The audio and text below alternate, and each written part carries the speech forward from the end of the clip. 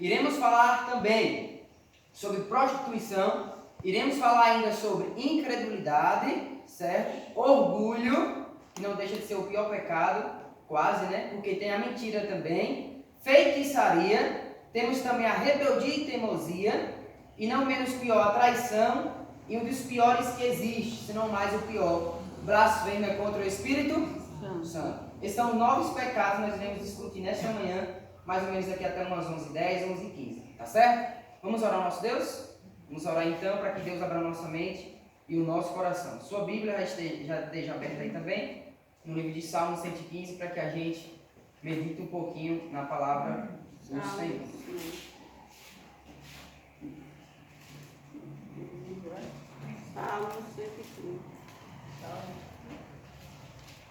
Céu! Céu. Pronto, amém. Céu. Cristo já comprou a passagem, já pagou o preço, então agora só basta a gente arrumar a mala. Verdade? Amém. Vamos orar então. Senhor nosso Deus, maravilhoso Pai, felizes estamos porque estamos no teu santo sábado, Senhor. E aqui sabemos que é um sábado a menos para a volta do Senhor Jesus. Que nesse momento a pessoa do Deus Pai, do Deus Filho, do Deus Espírito Santo esteja conosco, ó Pai.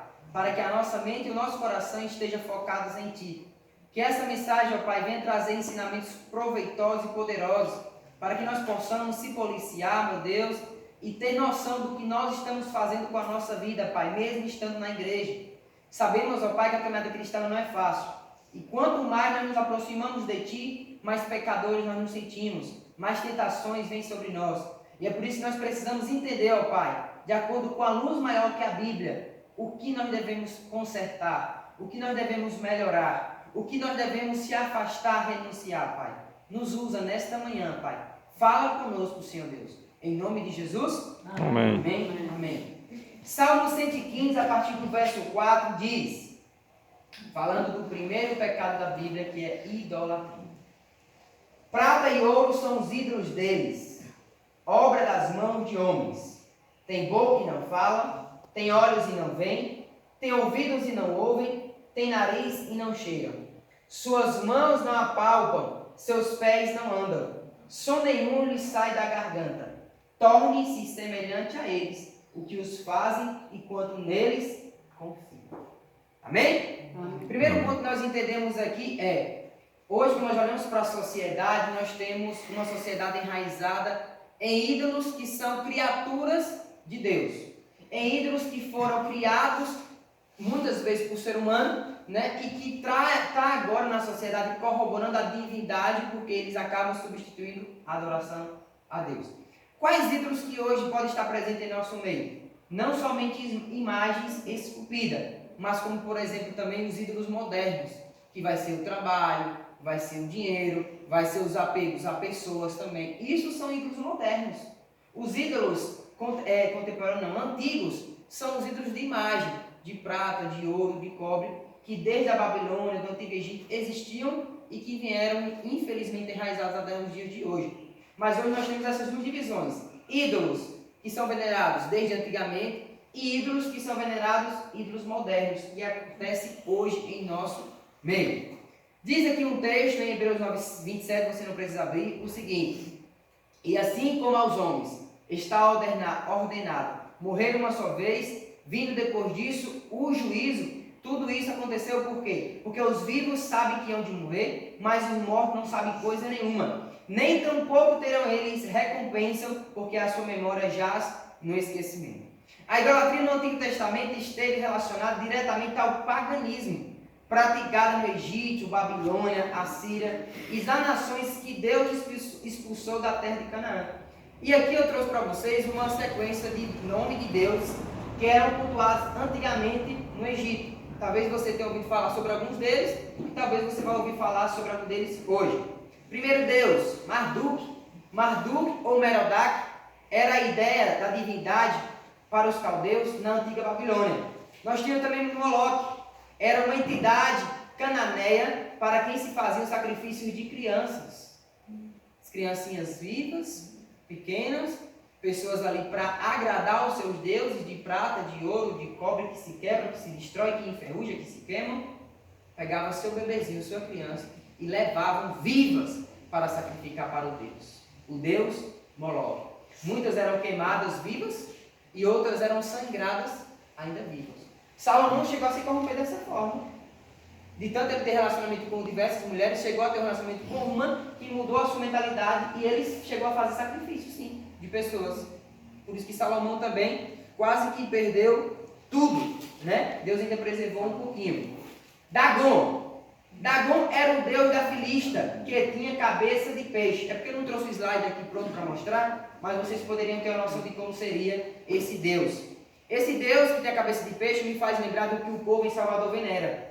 Como é o nome da divindade, entre aspas, que o povo venera lá em Salvador, no mar lá? Manjá. Iemanjá. Iemanjá. Em Salvador, o que você mais vê é as baianas e Iemanjá. Tem várias. Quando eu estudei na faculdade, uma disciplina que chamava sincretismo religioso. E no sincretismo religioso, todo santo ele é sincretizado a Deus, a Jesus, a Santo Antônio. São Jorge, por exemplo, é Oxóssi. Oxóssi, São Jorge, por exemplo. Jesus ou Deus, deixa eu ver se eu me lembro, viu?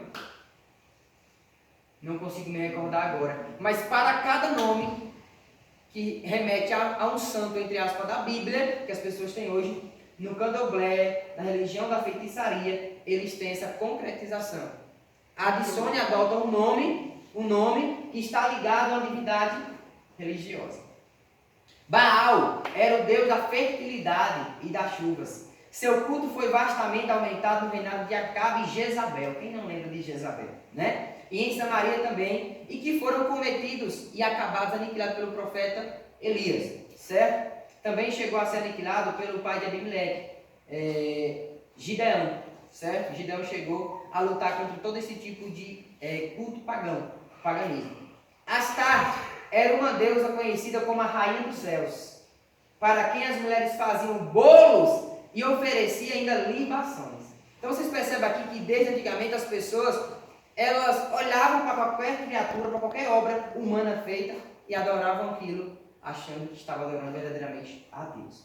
Lá em Mateus, quando a gente vai para a Bíblia diz que as pessoas perecem e erram por falta de conhecimento.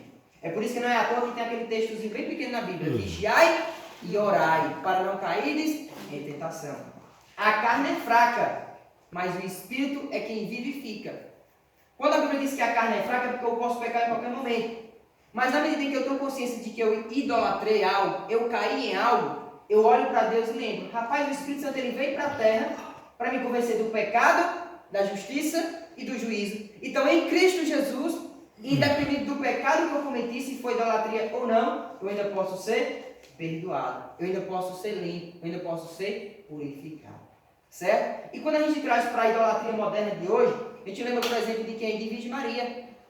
As pessoas, eu cheguei a debater no Instagram, uma pessoa disse que a Virgem Maria ela não tinha pecado nenhum porque ela gerou a Jesus. Ela não tinha pecado nenhum porque gerou a Jesus. Eu digo, criatura do céu, o salmista já dizia que desde a barriga da nossa mãe nós já fomos gerados em pecado.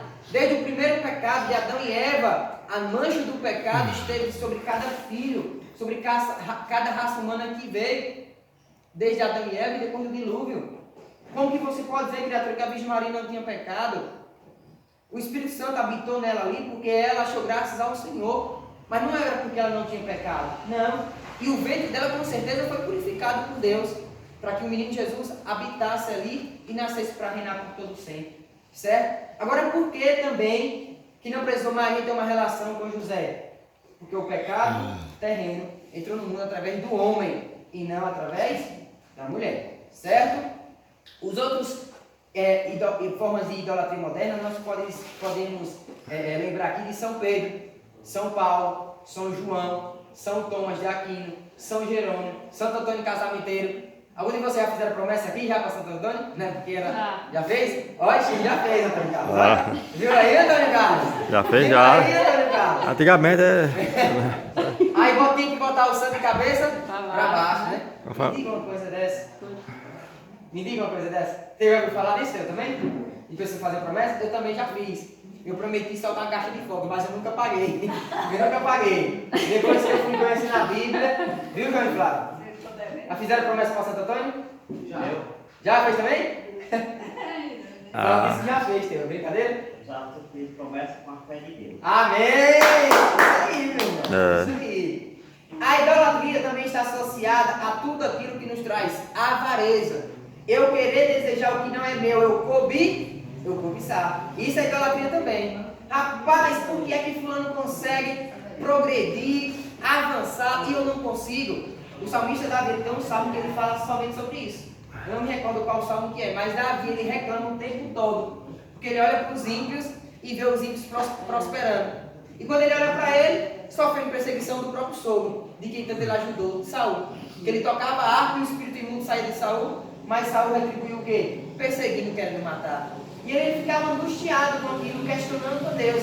Porque a gente percebe que a Bíblia fala que a sabedoria do mundo, tudo aquilo que as pessoas fazem para o mundo e que não tem proximidade com Deus, é vão, de nada vale. Então as prosperidades dessas pessoas também, se não estão casadas com o reino de Deus, são vãs.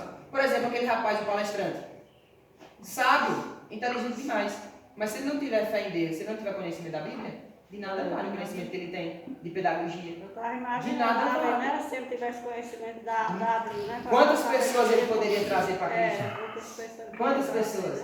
E Deus quer usar. Deus quer usar cada um. Né? Vamos então agora para a prostituição, o segundo pecado. Prostituição.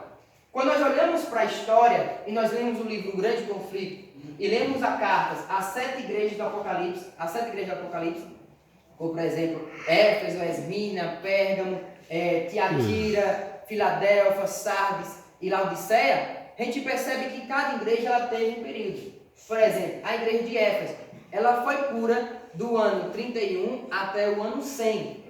A partir agora da igreja de Pérgamo, do ano 100 até o ano 303, a igreja agora que era pura, que era sem mácula, que não tinha nenhuma mancha, ela começa a se corromper. Até que essa corrupção se alarga por todo o mundo e se torna prostituição dentro da igreja, vem através do imperador Constantino.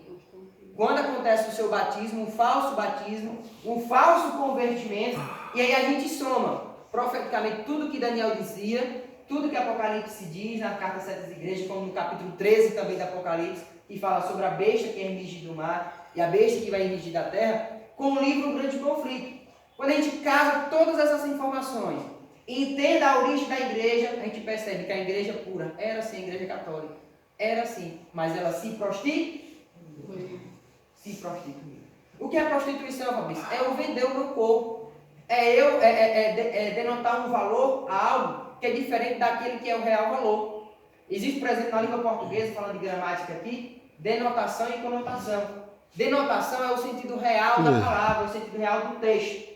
Eu vejo aquele texto e defino que é daquela forma. Conotação é quando eu levo um outro entendimento para aquele texto. Eu trago agora figuras de linguagem para aquele texto. Eu trago outras formas de entendimento para aquele texto. E quando a gente olha para a Bíblia, para a igreja, para as doutrinas da Bíblia, e eu tento trazer outra forma de conotação, outra forma de entendimento que é meu, que parte de mim, ali agora eu corroboro aquilo que era puro, aquilo que era santo e torna impuro. Prostituto. Isso foi o que aconteceu, por exemplo, quando a gente lê 2 Reis 23:7, que diz que a prostituição era diretamente associada com a adoração às deidades pagãs do Antigo Testamento. Haviam até prostitutos e prostitutas, homens que eram prostitutos. Nós temos o costume de falar que as mulheres que se vendem hoje, mas existem homens que vivem de prostituição.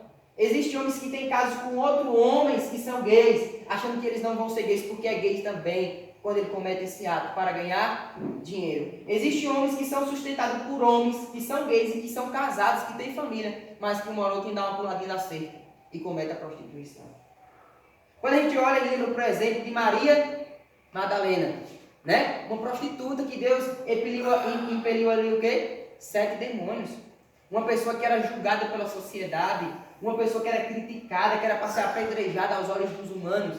Mas Deus olha para ela, atira a primeira pedra daquele que não tem pecado, e em outras palavras diz: Maria Madalena, vai e não peques mais.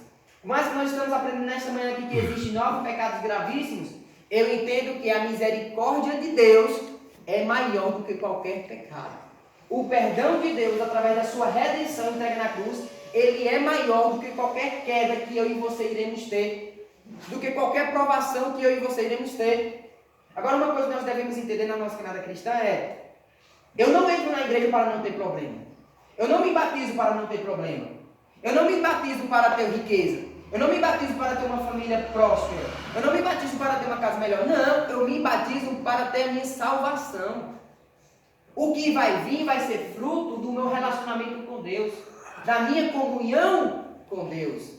E é por isso que lá em Deuteronômio a Bíblia vai dizer que com bênção sois abençoados, mas com maldição sois amaldiçoados. O que nós estamos escolhendo hoje? É idolatria? É prostituição?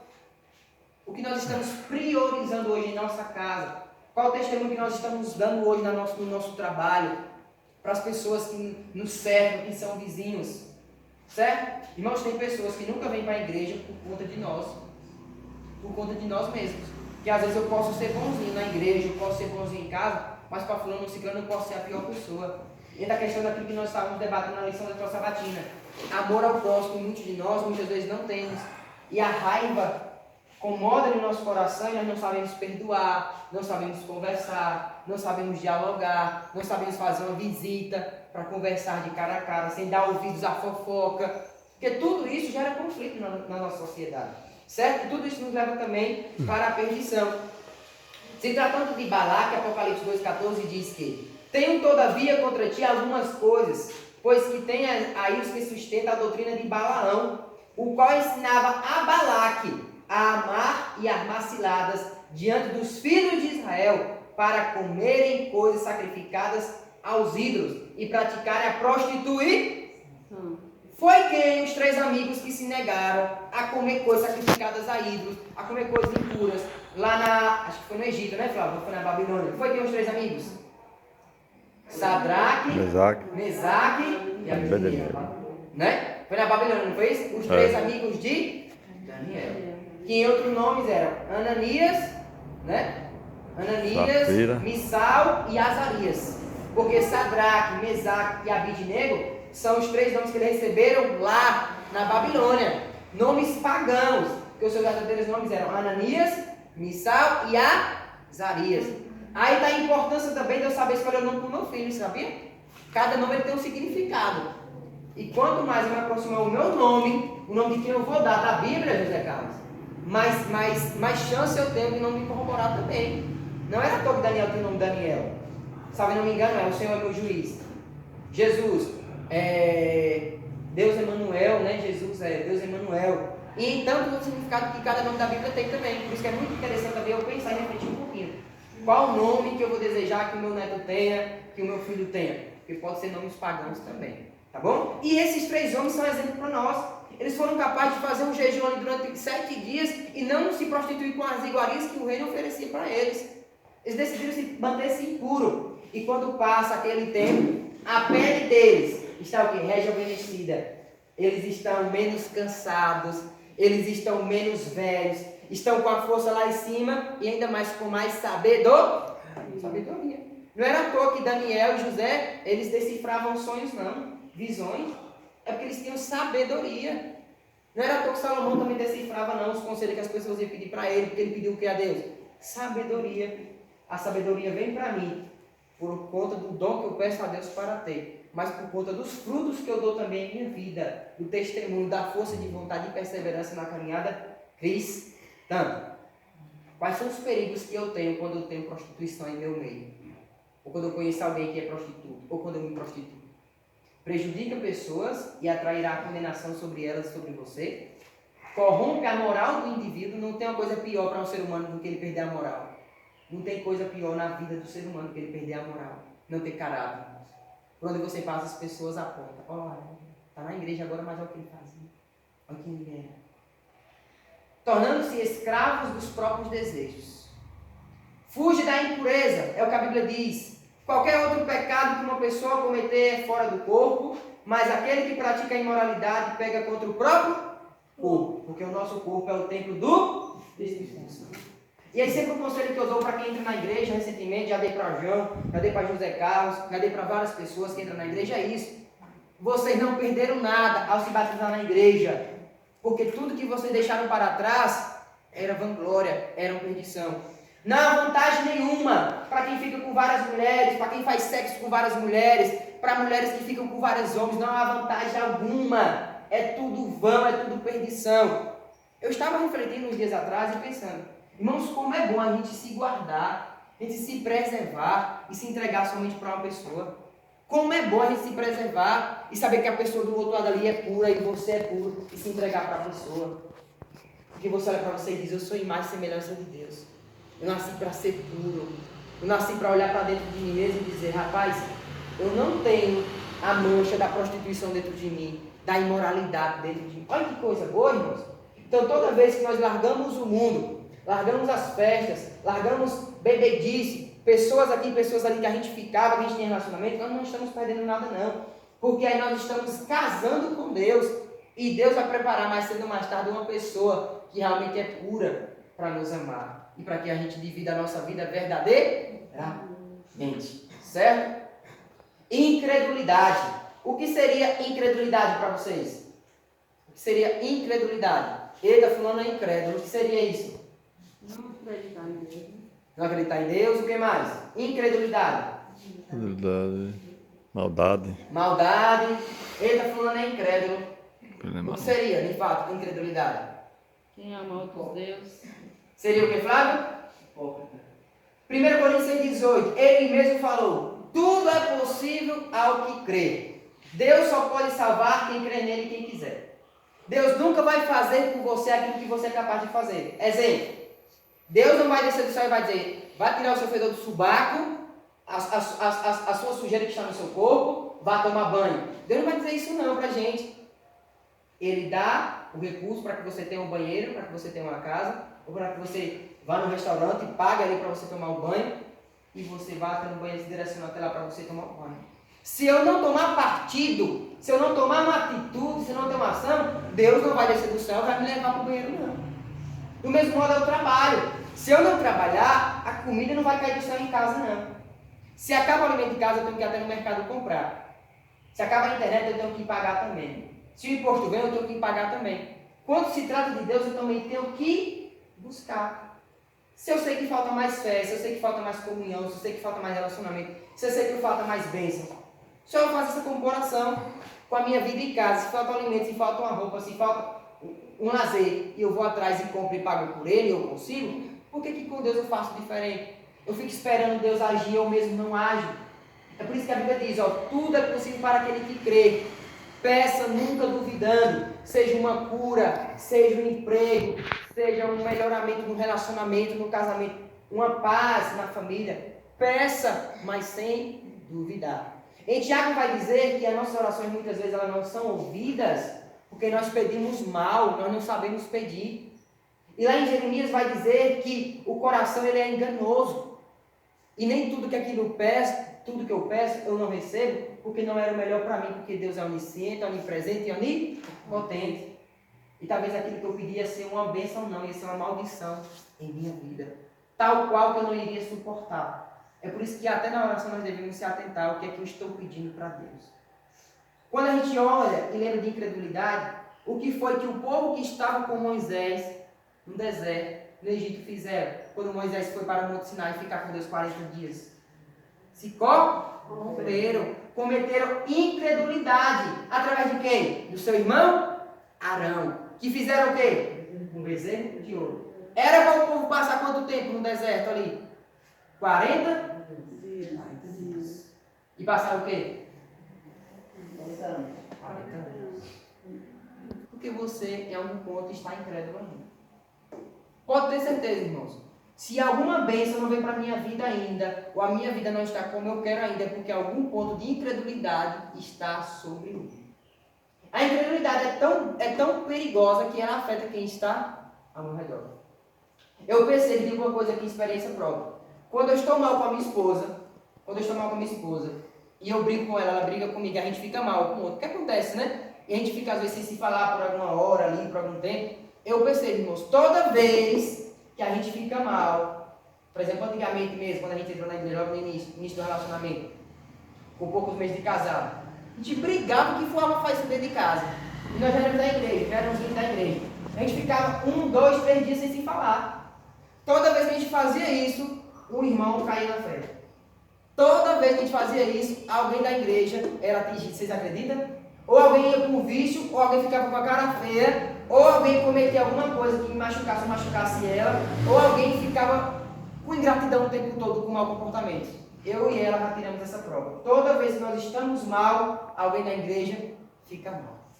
Toda vez. E quando a gente está bem, a maioria da igreja vai bem também. Incredulidade. Você vê o querubim da guarda ungido, bonito, o maestro do céu, sabia tocar qualquer música, conhecia a palavra, porém o seu erro foi não se firmar na verdade. Ele poderia muito bem ter se arrependido, mas o orgulho ele foi tão grande, que ele não foi capaz de olhar para Deus e dizer assim: Senhor, realmente eu pequei contra o Senhor, realmente o que eu fiz assim foi errado demais, eu não podia ter, como diz Isaías, né? Subireis aos altos céus, e lá ausentarei no seu santo trono, serei como Altíssimo, né? Serei adorado no lugar de Deus. A inveja, né? A cobiça tomou conta de Lúcifer. E realmente o provérbio vai dizer lá que o orgulho, ele é o mal de tudo. O orgulho é o grande causador para a desgraça e a perdição do ser humano. Daqueles que nunca entraram na igreja e daqueles que entraram na igreja. Porque a Noati vai dizer que muitos que estão perdidos estão dentro da igreja e não sabem que estão perdidos. Muitos que estão lá fora estão perdidos também e não são capazes de ser tocados pelo Espírito Santo para vir para a igreja, que já estão conformados com este mundo, já estão conformados com este século.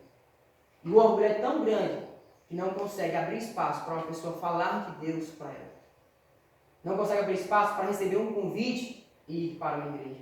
Não consegue abrir espaço para pedir perdão, que é o grande mal da sociedade hoje, não pedir perdão. Perdão, irmãos, como eu já preguei aqui sobre perdão, não é eu aceitar o que o outro fez, não. Perdão é eu me libertar e eu libertar outra pessoa também. Perdão é eu entregar aquela pessoa que fez mal para mim na mão de Deus e dizer: Senhor, tome conta da vida dela agora, porque eu vou tomar conta da minha. Eu não vou conviver mais com ela, Pai, porque eu não quero. Porque perdão não é conviver com a pessoa. Mas que o Senhor abençoe, Pai, que ela crie juízo. Porque como a Bíblia diz, orai pelos seus inimigos. Perdoai, se possível, 70 vezes 7. 70 vezes 7, 490. Se alguém te bater uma face, dá outra face. Ou seja, você vai cair, você vai ser cuspido, você vai ser provado, mas ainda assim você precisa dar bom testemunho. Em que momento Jesus Cristo levantou a mão para agredir alguém? Em que momento Jesus Cristo parou para falar uma palavra de alto calão, de alto tom, com hipocrisia? Quando Jesus repreendia, a Noati disse que Jesus chorava. Chorava, porque ele não queria ver o mal das pessoas. Quando ele olha, por exemplo, na frente do templo lá e que vê as pessoas ali vendendo coisas, na frente do templo ali, animais e tudo, fazendo comércio, que Jesus pega um chicote e vai batendo ali nas coisas ali, não é batendo nas pessoas, mas é derrubando as mesas ali. Ele chora fazendo aquilo, a Noati disse. Seu coração está dilacerado por estar fazendo aquilo. Mas infelizmente as pessoas ainda não têm sensibilidade. E a Bíblia vai dizer que, por a iniquidade se multiplicar, é que o amor se esfriaria de quase todos. Tem pessoas hoje que dizem que amor é frescura. Tem pessoas hoje que dizem que não existe mais relacionamento sincero. É besteira, é ilusão.